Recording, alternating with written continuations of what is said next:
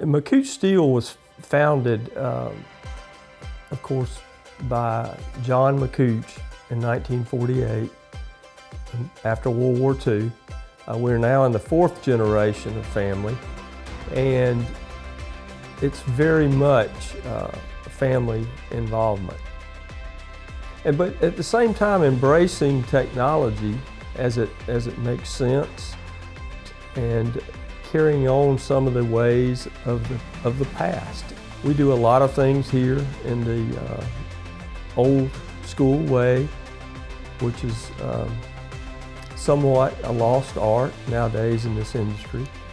But we have a lot of hands-on, artisan type employees that are able to fabricate all types of steel, not just beams and columns.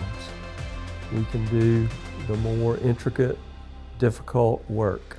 A lot of that has carried on from that original founding of John Macuch, who was very much involved in developing the skills of the workers here.